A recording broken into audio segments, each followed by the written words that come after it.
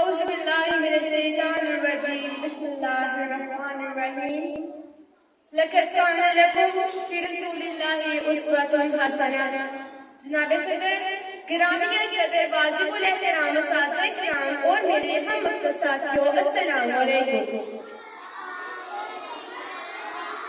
مجھ میں نہ سادی کی شوہی ہے نہ جامی کا سوز نہ غزالی کا ذوق وجدان نہ خسرو کا عشق نہ اقبال کا ادائے دلبرانہ کہ میں رحمت عالم جانے کائنات محبوب خدا کی مداح میں اپنی زبان کھولوں.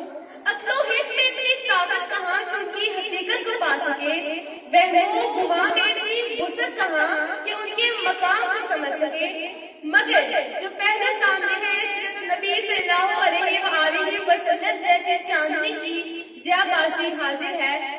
جناب صدر ربیع الاول کا مہینہ تھا.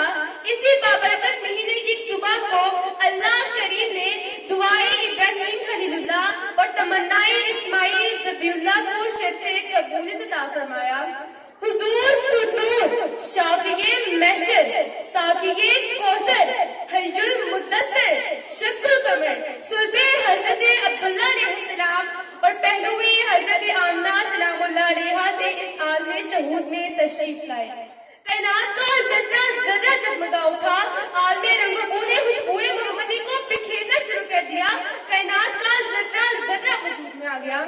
اللہ اللہ اس درے یتیم کی ولادت و سعادت جس کے شوق پابوسی کی خاطر جبین حرم میں سجدہ لڑک رہے تھے, جن کے انتظار میں نجوم فلک نے لامتناہی راتیں جاگ جاگ کر کاٹی. خوشگل ماں ہور چوٹی کو کھولے کھڑی تھی.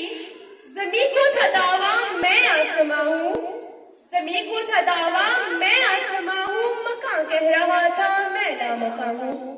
جناب صدر شمس نبوت اور قمر رسالت کی حیات طیبہ فیض و کرم کا مبدا و منبع ہے. بحر رسالت میں غواصی کر کے کوئی صدیق اکبر بنتا ہے تو کسی کو فاروق اعظم بنایا جاتا ہے. کسی کی وفا شاعریوں سے غنی بناتی ہے تو کسی کو حیدر کرار کا لقب عطا فرمایا جاتا ہے. جناب والا کوئی بے زر سے ابو ذر بنتا ہے تو کسی کو سلمان بن اہل بیت بنایا جاتا ہے. بلال حبشی عشق مصطفیٰ میں حوران فردوس کو ٹھکراتے ہیں تو کروبیت کے دیدار کے مسترب ہو جاتے ہیں. یہاں کرم ہی کرم ہے, عطا ہی عطا ہے, بس رحمت ہی رحمت ہے. ابو لہب اور ابو جہل اور ابو لہب اگر نبی کریم سے دعوت کشی کا اظہار کرتے تو تاریخ انہیں ذلت کے عمیق گھڑے میں ڈال دیتی. مٹتے ہیں مٹ جائیں گے سبھی آدھا تیرے, مٹتے ہیں مٹ جائیں گے سبھی آدھا تیرے, نہ مٹا ہے نہ مٹے گا کبھی چرچا تیرا. علی وقار یہ فیض و کرم ہے مدینہ کے تاجدار کا کہ میرے آقا کی زبان چوسنے والے بولے تو نہج البلاغہ بنتی ہے. آمنہ کے پاک لال اپنے لبوں کو چمبش دے تو کبھی قرآن بنتا ہے, کبھی حدیث نبوی بنتی ہے تو کبھی حدیث قدسی بنتی ہے. اور محمد مصطفیٰ کی زبان چوسنے والے بولے تو کوئی علی بنتے ہیں, کوئی حسن بنتے ہیں, کوئی حسین بنتے ہیں.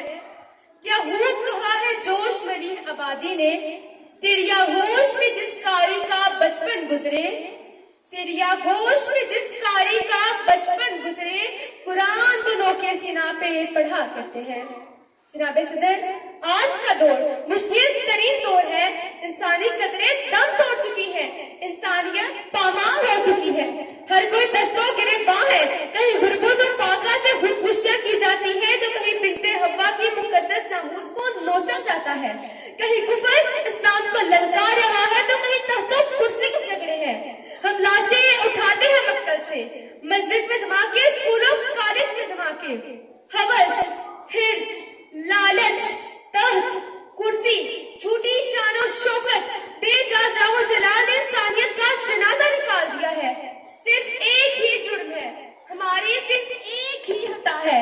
اے قوم رسول ہاشمی, ہم نے تاجدار کائنات کی سیرت کا دامن چھوڑ دیا ہے. ہم نے اس اسوائے حسنائے محبت عربی سے منہ موڑ لیا ہے. آج بھی ہماری نجات اتباع مصطفی میں پوشیدہ ہے.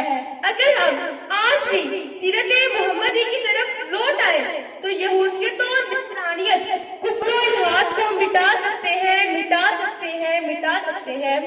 ایک شعر سے اجازت کی طلبگار ہوں.